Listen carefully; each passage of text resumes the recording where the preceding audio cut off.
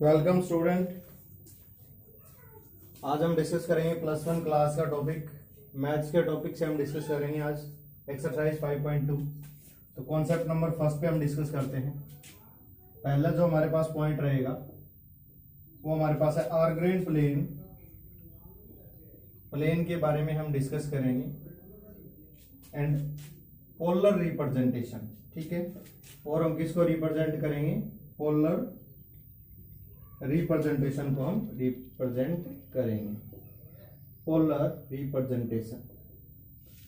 ठीक है, सो इस टॉपिक को हम डिस्कस करने वाले हैं कि हमारे पास आर्गरेंड प्लेन क्या होता है और प्लेन के साथ में हमारे पास जो है पोलर रिप्रेजेंटेशन के फॉर्म में हम कैसे करेंगे। ठीक है, कॉन्सेप्ट हम डिस्कस करेंगे विद एग्जांपल्स, फिर इस पे क्वेश्चंस करेंगे। ठीक है, दो टॉपिक हमारे पास इस एक्सरसाइज के अंदर रहने वाले हैं, दोनों टॉपिक हम डिस्कस करेंगे। ठीक है, लेट्स सी स्टार्ट करते हैं। तो प्लेन की अगर हम बात करें तो यहाँ पे अगर हम बात करें 3D, 3 डायमेंशनल, जिसके अंदर हम डायग्राम या फिर हम बात करें कि कोऑर्डिनेट के लिए, तो ये आपका होता है वाई एक्सिस। यहाँ पे हमारे पास होगा वाई डैश, यहाँ पे हमारे पास एक्स डैश होता है और ये हमारे पास होगा एक्स। ठीक है, दिस इज द ओरिजिन, जिसके अंदर हमारे पास दो कोऑर्डिनेट होंगे। फर्स्ट कोऑर्डिनेट ऑलवेज एक्स का होता है, सेकंड कोऑर्डिनेट ऑलवेज वाई का होता है। क्लियर? इसी टाइप से अगर हम बात करें तो यहाँ पे हम यूनिट के अंदर डिवाइड करेंगे 1, फिर हमारे पास 2 है, देन आपके पास 3 एंड 4। सिमिलरली इसी टाइप से 1, 2, 3 एंड 4। यहाँ पे नेगेटिव पोर्शन है -1, -2, -3 एंड -4। सिमिलरली इसी टाइप से -1, -2, -3, -4। ठीक है, अगर हम बात करें कि कोऑर्डिनेट पॉइंट की बात करें, ठीक है, अगर मान लीजिए मेरे पास यहाँ पे कोई ए पॉइंट है, तो इस पॉइंट के अंदर हम बात करूं तो ये डॉटेड लाइन से यहाँ पे जाके ए पॉइंट को मीट करवाता है और एक्स एक्सिस से यहाँ पे, तो इसका मतलब एक्स का कोऑर्डिनेट भी आपका 3 रहेगा और वाई का कोऑर्डिनेट भी क्या होगा? 3 होगा। ठीक है, सिमिलरली इसी टाइप से अगर हम बात करें तो यहाँ पे अगर हम पॉइंट लेते हैं तो ये पॉइंट आपका 3 है, माइनस का 3 है, वाई का जो आपके पास है वो 2 है। तो इसका पॉइंट का अगर हम बात करें तो बी पॉइंट हम इसको ले रहे हैं, एक्स का -2 है और वाई का हमारे पास क्या है? एक्स का हमारे पास क्या है? फर्स्ट जो होगा वो ऑलवेज एक्स का काउंट होगा, तो एक्स का मान लीजिए हमारे पास ये 3 है, -3 और वाई का हमारे पास 2 है। ठीक है, इस टाइप से हम क्या कर सकते हैं? कोई भी पॉइंट्स हम रिप्रेजेंट कर सकते हैं।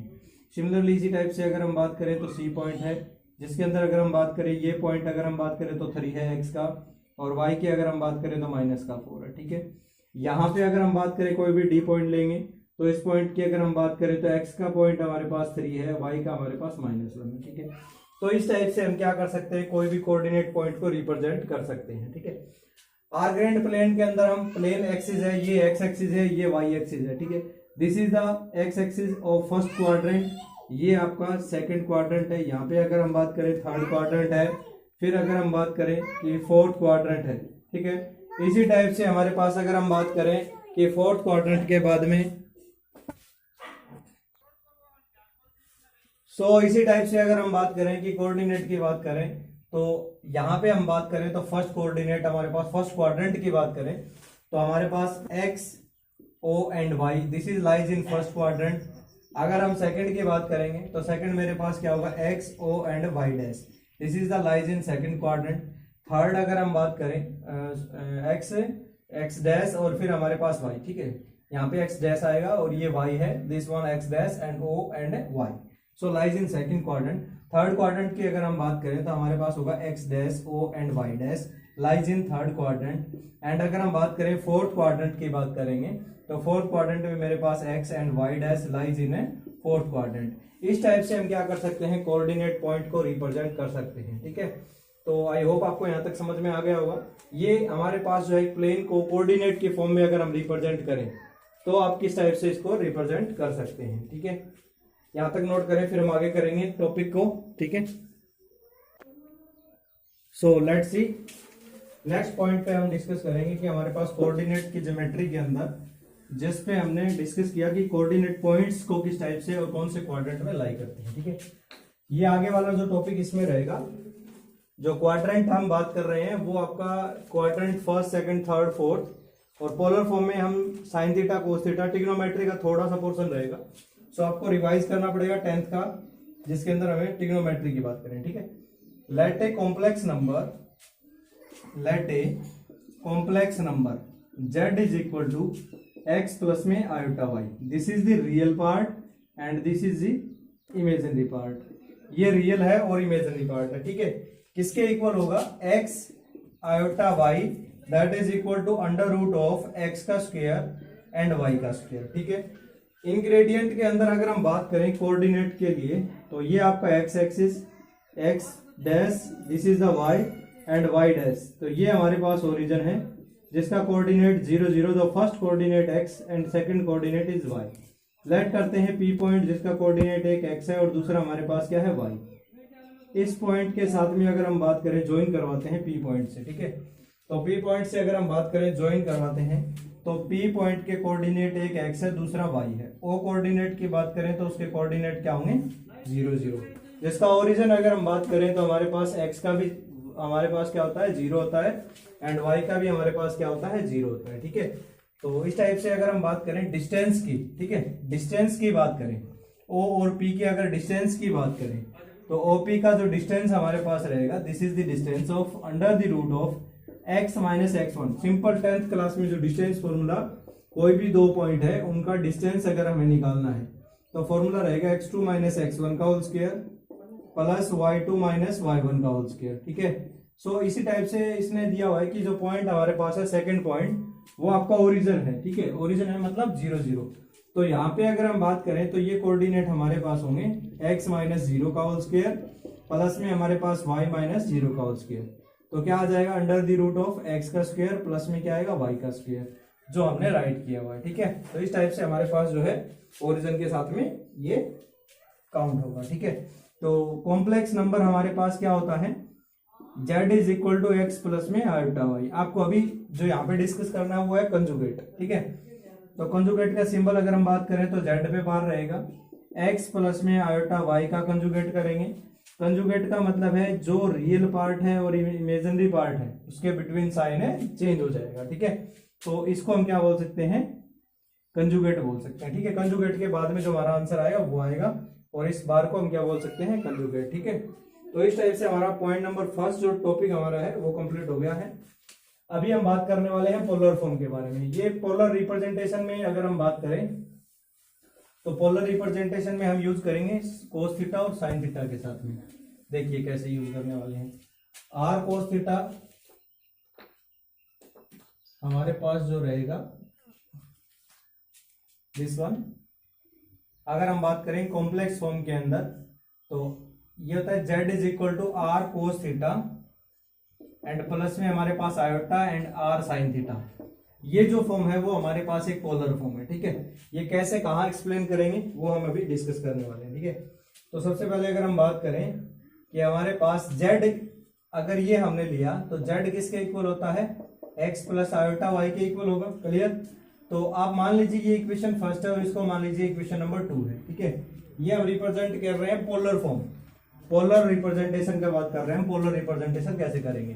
तो अगर हम कंपेयर करवाएं या इक्वेट करवाएं इक्वेशन फर्स्ट और सेकंड को, so x is equal to हमारे पास आने वाला है r cos theta and y is equal to हमारे पास आने वाला है r साइन थीटा, ठीक है।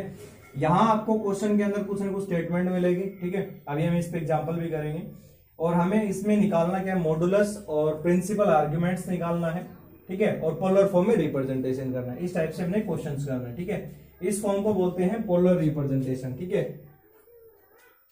पोलर रिप्रेजेंटेशन के बाद में अगर हम बात करें r is equal to under the root of x का स्क्वायर प्लस y का स्क्वायर, और जो हमारे पास r है, r क्या होगा हमारे पास? मॉडुलस।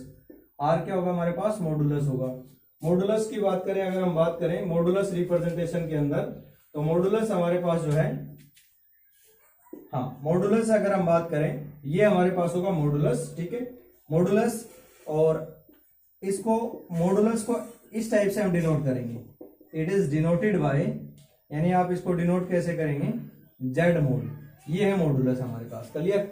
r का जो आंसर आएगा वो हमारे पास किसका आंसर आ जाएगा? मॉडुलस का आंसर आ जाएगा, ठीक है। चलिए एक एग्जांपल लेते हैं फिर हम डिस्कस करेंगे। Let's see. सबसे पहले अगर हम बात करें पोलर रिप्रेजेंटेशन के अंदर, क्वेश्चन नंबर फर्स्ट पे ही हमारे पास जो है टॉपिक पे दिया हुआ है कि हमें क्या क्या निकालना है। फर्स्ट अगर हम बात करें इसके अंदर ये फर्स्ट क्वेश्चन में हमें निकालना है find the modulus. Question number first है ये, फाइंड द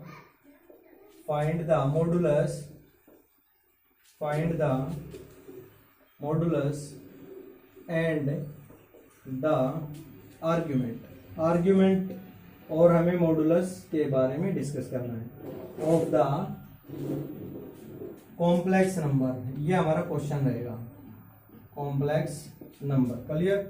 तो कोई भी हमने नंबर लिया z is equal to -1 and -√3। ठीक है, तो सॉल्यूशन करेंगे इस क्वेश्चन के अंदर और फिर हम डिस्कस करने वाले कॉन्सेप्ट के साथ में। ठीक है, तो हमारे पास गिवन क्या है?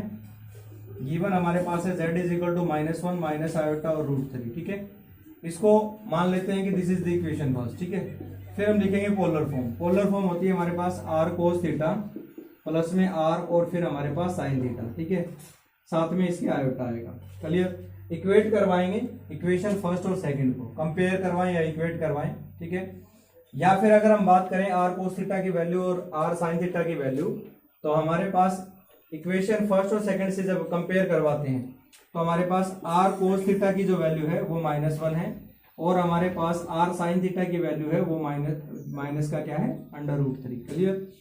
अब इसको मान लीजिए हमारे पास इक्वेशन नंबर 3, इसको मान लीजिए इक्वेशन नंबर 4। ठीक है, अब आप क्या करेंगे, यहां तक नोट करें। लेट्स सी, तो यहां पे हमारे पास इक्वेशन 3 और 4 का स्क्वायर करेंगे। ठीक है, squaring equation 3 and 4 and add भी करेंगे साथ में, एडिंग इक्वेशन 3 एंड 4। ठीक है, तो इसका अगर हम स्क्वायर करें तो हमारे पास होगा r cos थीटा का लेफ्ट का स्क्वायर -1 का स्क्वायर। ठीक है, तो ये आ जाएगा r square cos square theta is equal to 1। ठीक है, ये मान लीजिए इक्वेशन नंबर 5। अब नेक्स्ट हमारे पास इसका जब स्क्वेयरिंग ऑन बोथ साइड करेंगे तो हमारे पास आएगा r sin square theta is equal to √3 का स्क्वायर करेंगे तो हमारे पास आ जाएगा 3। क्लियर? ये आ जाएगी इक्वेशन नंबर 6।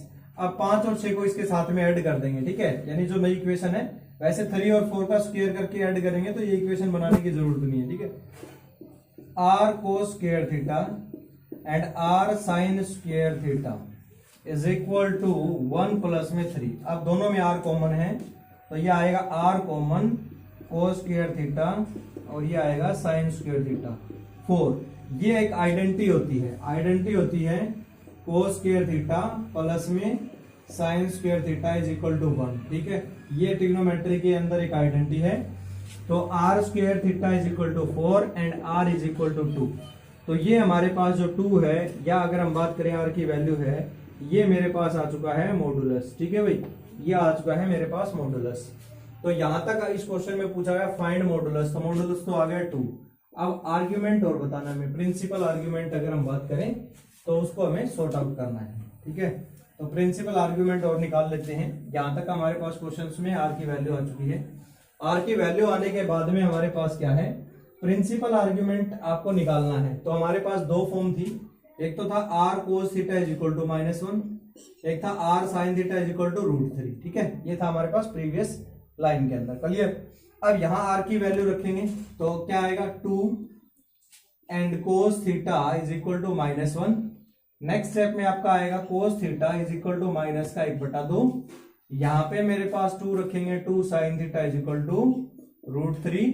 देन आपके पास आएगा sin theta is equal to √3/2। ठीक है, तो हमारे पास cos थीटा की वैल्यू आ चुकी है, sin थीटा की वैल्यू आ चुकी है। ठीक है, अभी हमें क्या डिस्कस करना है कि ये जो वैल्यू हमारे पास आई है cos थीटा की और sin थीटा की, ये कौन से क्वाड्रेंट में लाई करती है। नेगेटिव वैल्यू cos की है और पॉजिटिव वैल्यू हमारे पास क्या रहेगी, sin के अंदर। कहां पे लाई करेगी, कौन से क्वाड्रेंट में लाई करेगी, वो हमें लिखना है। ठीक है, तो यहाँ पे हमारे पास अगर हम बात करें प्रिंसिपल आर्ग्यूमेंट के साथ में, तो आपका नेक्स्ट स्टेप में आपको क्या कर लेना है, नेक्स्ट स्टेप में आपको लिखना है सिंस बोथ द वैल्यू, ये पॉइंट नोट कर लें, सिंस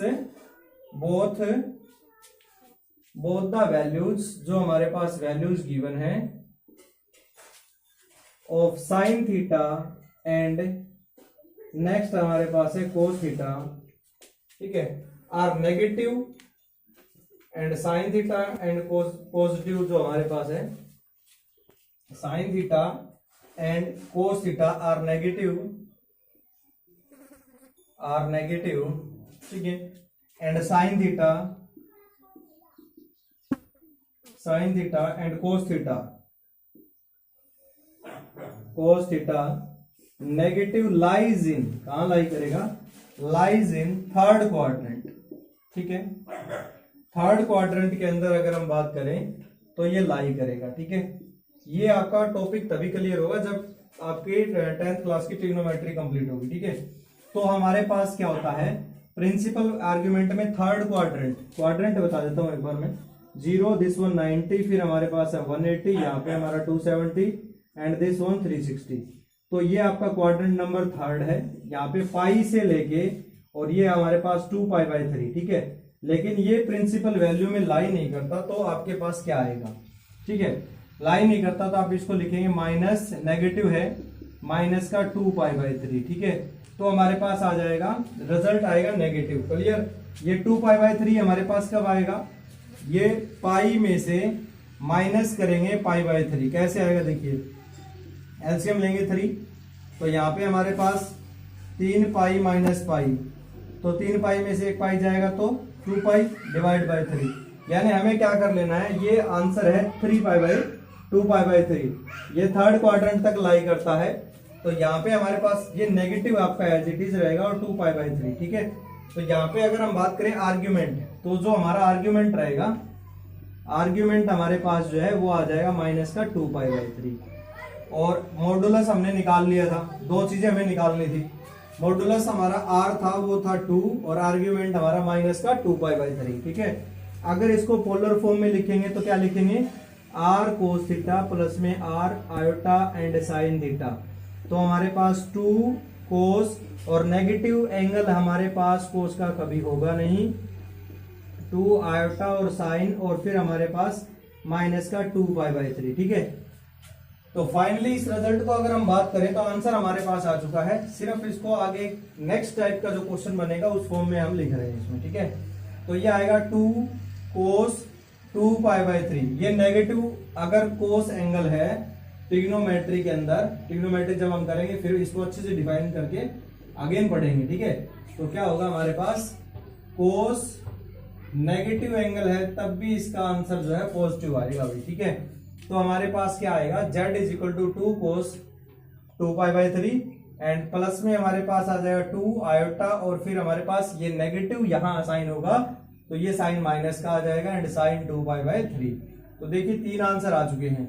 आंसर आपका एक है मॉडुलस, ये रहा।